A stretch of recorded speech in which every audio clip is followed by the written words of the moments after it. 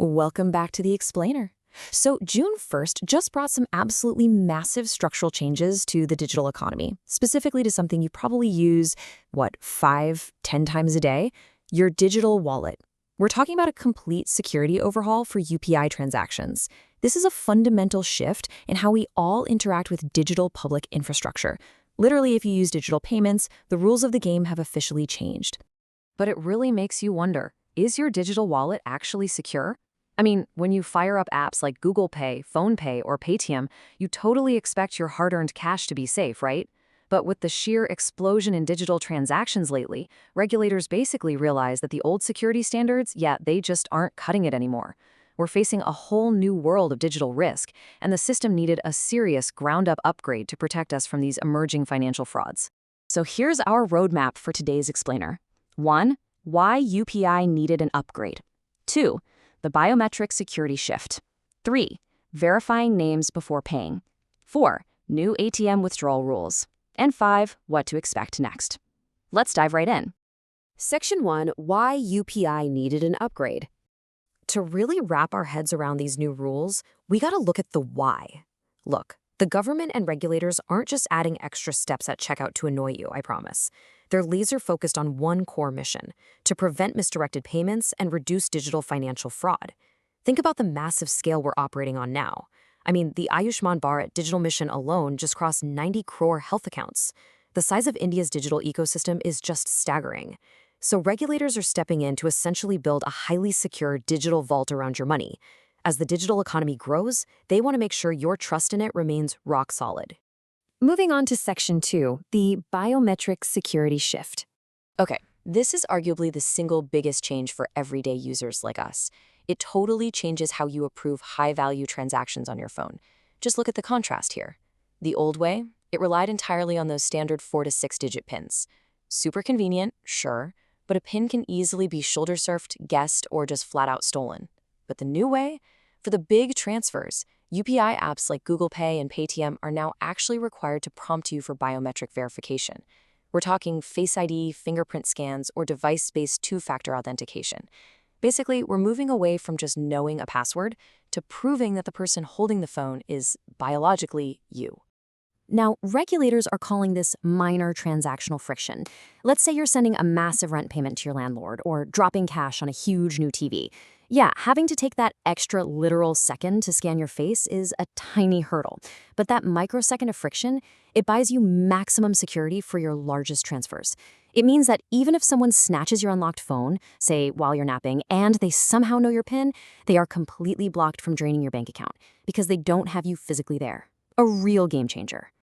All right, Section 3, verifying names before paying. Have you ever typed in a phone number, hit send, and then immediately felt that horrible, sinking feeling in your stomach, wondering if you just wired 5,000 rupees to a complete stranger? Well, this next brilliant update is designed to stop that exact nightmare.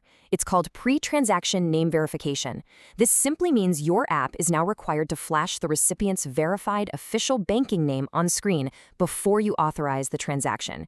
It's a targeted strike against sending money to the wrong person. So whether you're paying a friend for pizza or checking out at a local shop, the system actively pulls their official bank name so you know exactly who's getting your cash. Here's exactly how this plays out on your screen now. It's a super seamless 3-step flow.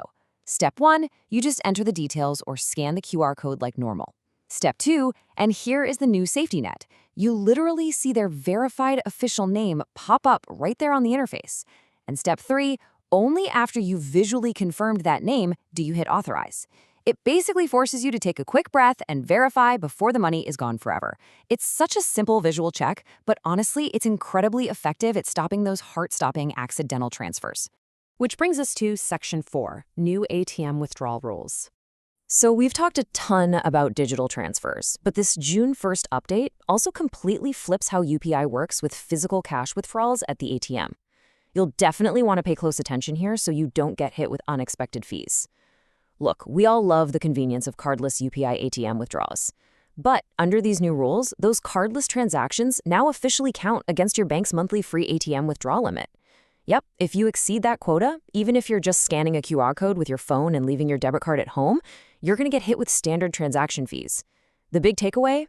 This tech is still super convenient, for sure, but the days of using UPI as a clever loophole to dodge ATM limits are officially over. And finally, Section 5, what to expect next. Okay, so we know what went live on June 1st, but the digital payment landscape is literally always evolving. Right now, the most highly anticipated update in the pipeline is coming from the EPFO, the Employees Provident Fund Organization. They've proposed a new UPI-based withdrawal system, and it is currently in the testing phase.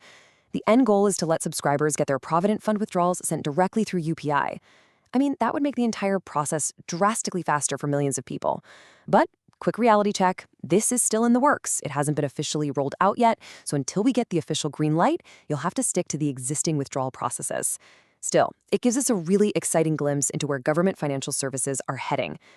So all of this leaves us with one big question to chew on. Will these new layers of friction, the face scans, the name checks, the ATM limits, will they ultimately make us feel safer, or are they just going to slow us down? It's a tricky balance, right?